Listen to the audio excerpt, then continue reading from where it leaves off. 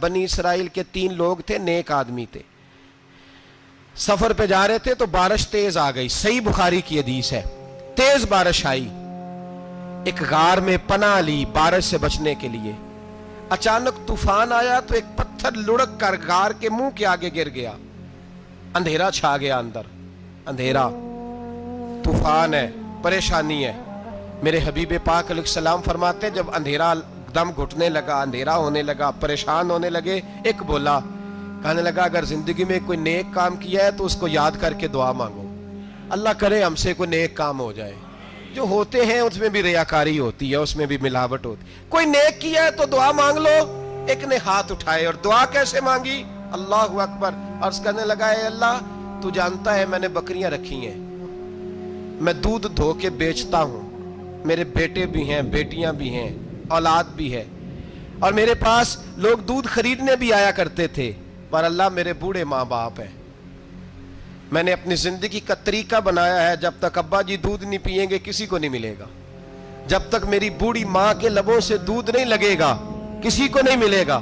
اے اللہ وہ رات بھی تو جانتا ہوگا جب میں دیر سے آیا، دودھ دھویا تو ماں باپ سو چکے تھے، عرش کے مالک تو بھولا نہیں کرتا، تو بھولنے سے پاک ہے، میرے رب میں دودھ کا پیالہ لے کے ساری رات کھڑا رہا ماں باپ کے سرانے، نہ میں نے دودھ بیچا نہ میں نے بچوں کو دیا، آدھی رات کے بعد ان کی آنکھ کھلی، انہوں نے دودھ پیا، اے اللہ میری اماں بھی مجھ سے بڑی راضی ہوئی، میرا باپ بھی بڑا راضی ہوا، مالک اگر وہ عمل واقعی تجھے قبول ہے تو اس مصیبت سے نجات دے دے۔ میرے نبی پاک علیہ السلام فرماتے اس نے یہ وسیلہ دے کے دعا مانگی تو اللہ نے پتھر سرکا دیا، پہلے روشنی نہیں آ رہی تھی اب روشنی آنی شروع ہو گئی۔ پتہ چلا جو زندگی میں روشنی چاہتا ہے وہ ماں باپ کی نوکری کرے، جو زندگی میں روشنی چاہتا ہے وہ ماں باپ کی بلے شاہ تو آسمانی اڈدیاں پھڑنا ہے، اور جڑا گھر بیٹھا انہوں پھڑیا ہی نہیں، ان کی نوکری کرو روشنی ملے گی۔ دوسرا بولا، اس نے کہا اے اللہ تجھے پتہ ہے میں نے کئی لوگ مزدوری پہ رکھے ہوئے ہیں، ایک شخص مزدوری کرتا تھا تو کچھ کلو کچھ سیر چاول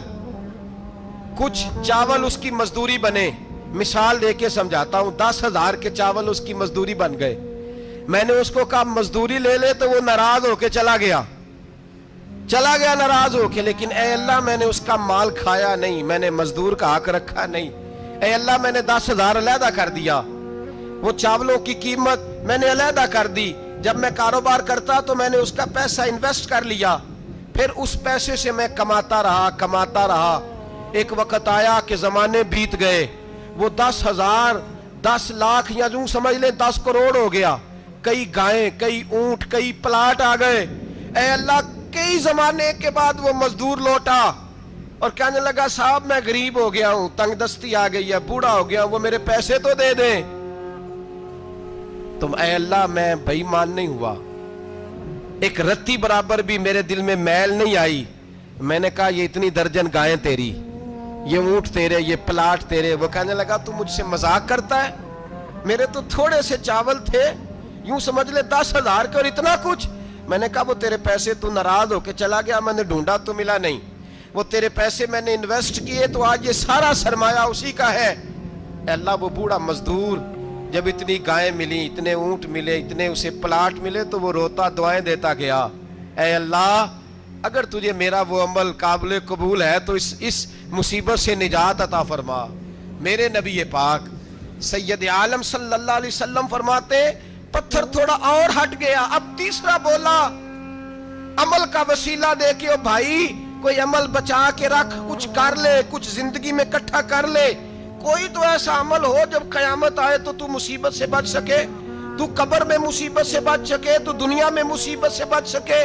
میرے رسول پاک سید عالم صلی اللہ علیہ وسلم فرماتے تیسرا بولا، کہنے لگا اے اللہ تو جانتا ہے میں جوان، میں رانا، میں حسین، مجھے عورتیں دعوت دیتی تھی، اپنی طرف مائل کرتی تھیں، لیکن میں کسی پر نہ دیکھتا، بس ایک چچا کی بیٹی پہ میں عاشق ہو گیا، اس کے میں قریب جانے لگا، بلانے لگا، 100 دینار بھی اکٹھے کیے اس کو دینے کے لیے۔ ایک ایسا وقت آیا کہ وہ راضی بھی ہو گئی، اے اللہ تنہائی بھی آ گئی، یوں سمجھ لو کہ میں جوان بھی، حسین بھی، مالدار بھی، میں چاہوں تو ایک ایک دن میں 4 دفعہ میں بدکاری کر سکتا تھا۔ اے اللہ ساری خوبیاں تھیں، وہ بی بی میرے پاس آئی، کمرہ تنہائی، کوئی دیکھنے والا نہیں تھا۔